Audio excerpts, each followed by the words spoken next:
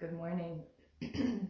Welcome to Mantra 108, where we are moving our way through, let's see, this is day number 9, I believe. Yes, day number 9 of our 21-day mantra practice of the 8-syllable Viṣṇu mantra. The qualities of this mantra are compassion and peace and boundless love. All things that are very necessary to move through what we're going through in our society right now. This mantra facilitates the return of the individual person to bigger consciousness. I believe it helps to facilitate our journey back to self, back to the true self that we are, which is divine consciousness. So I see by some little tiny circles that I can't identify that a couple of people are beginning to join. For some reason, Facebook has booted me out of being able to see comments and who's joining us every day. So I just have to go on faith that people are here and our way through the book called The Path. There we go. Oh, technology. Oh, the internet. What would we do without it? So today we're going to talk about yoga as nirodha. Nirodha, the silencing of the heart, mind. Some of you are familiar with doing yoga nidra in some of your yoga practices, your yoga classes. Yoga nidra is this practice of going into deep yogic sleep through a guided meditation.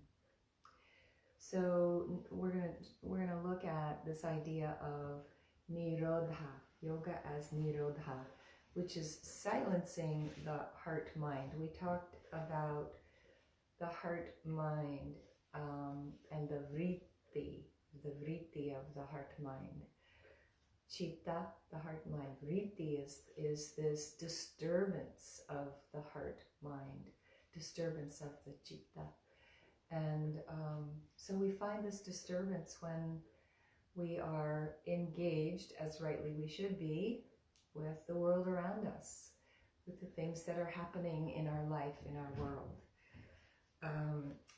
But the problem with being engaged with all of this is that it can have a tendency to pull us away from our true nature, which is divine consciousness, complete awareness and connection with the divine. So we want to do our practices that draw us back to our true self.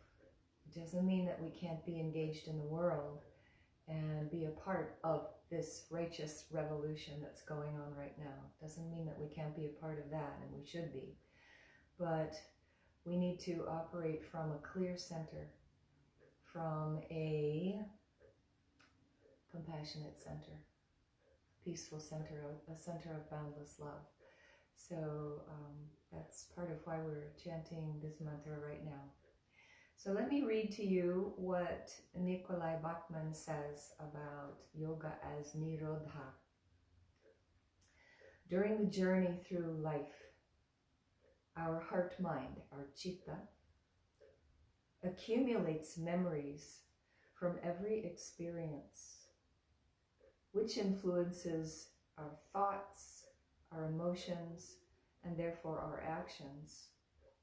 The activities buzzing around in our consciousness makes us think that we are these actions.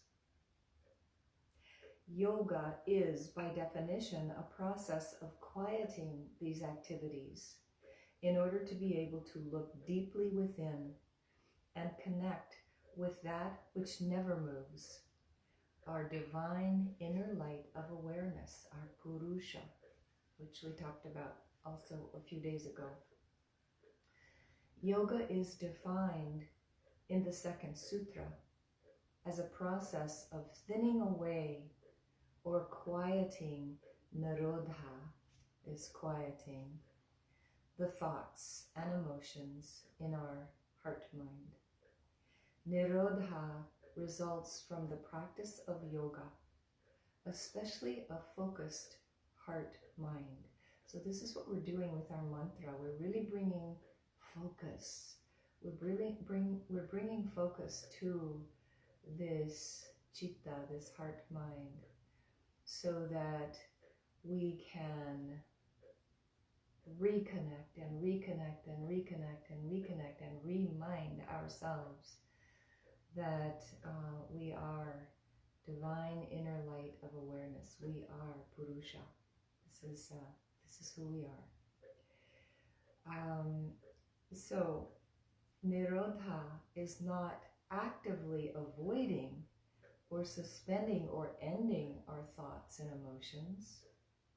Rather, it occurs naturally when our attention is focused in one direction, causing those distractions to submerge and the inner light of knowledge to emerge. So we're not beating ourselves over the head with this practice. We're just doing our practice and allowing this state of awareness to emerge more and more within our own consciousness. When we are in the state of yoga, our consciousness is quiet and we experience the presence of our inner light of awareness, our true self. Yoga means union or connection with this divine presence. The seer, which we identified as the Purusha, this inner light of awareness, the seer is resting in the perception of itself and is experienced as clarity, understanding, compassion, and happiness. I want to read that sentence again because that's really important. The seer, Purusha, is resting in the perception of itself and is experienced as clarity, understanding, compassion, and happiness. In this state, our attention is so focused that the activities, the vrittis, in the heart-mind no longer distract us. Our field of consciousness has absorbed whatever it is focused on so completely that we cannot perceive any difference between it and us. We are unaware of our awareness because there is no separation between our individual self and our inner self with a big S. Until this state is present, we are in vritti land, this land of disturbing thoughts and emotions. Preoccupied, caught in the world of thoughts and memories, where our individual ego erroneously identifies us as our vrittis, these activities of our heart and mind.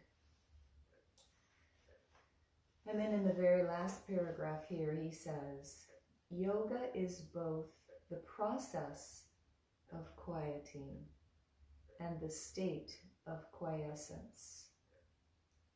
Consciously tuning out any distracting noise around us and turning our attention inward nurtures our heart and our mind. Slowing down and connecting with our silent inner light of awareness relieves us from the hustle and bustle of the world. So we are very most appropriately involved in what's going on around us, what's going on in our world.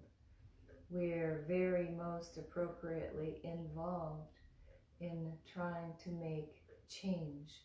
We're very most appropriately involved in being fierce advocates in whatever way we can influence that in our spheres of influence.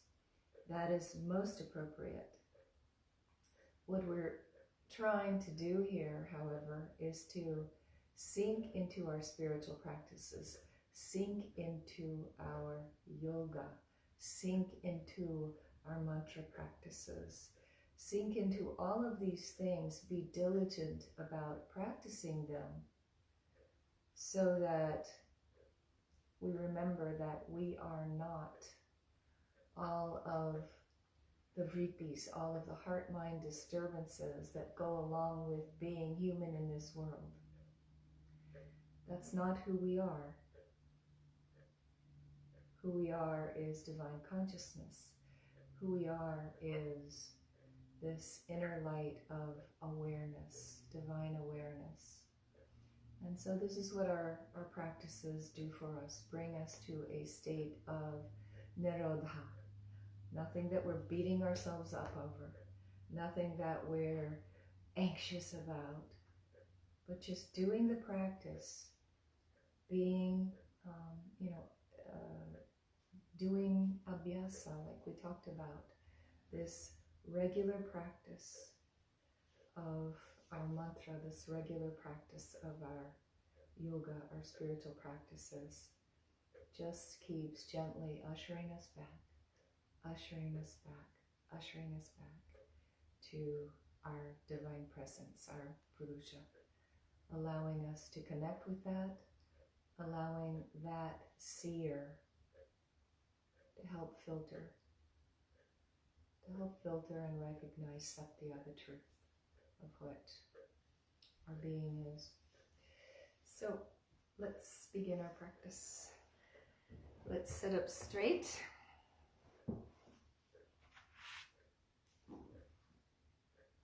Close down your eyes.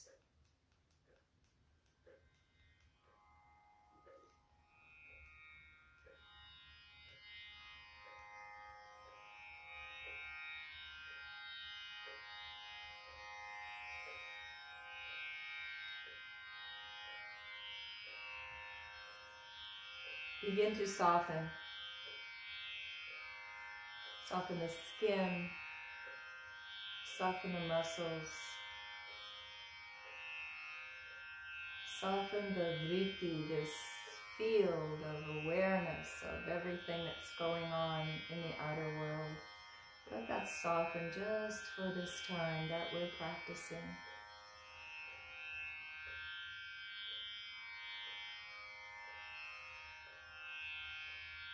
Bring your awareness to that inner light of consciousness,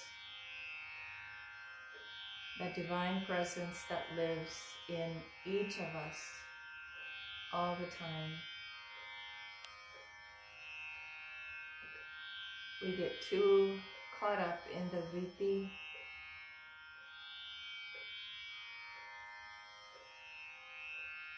and then we lose connection.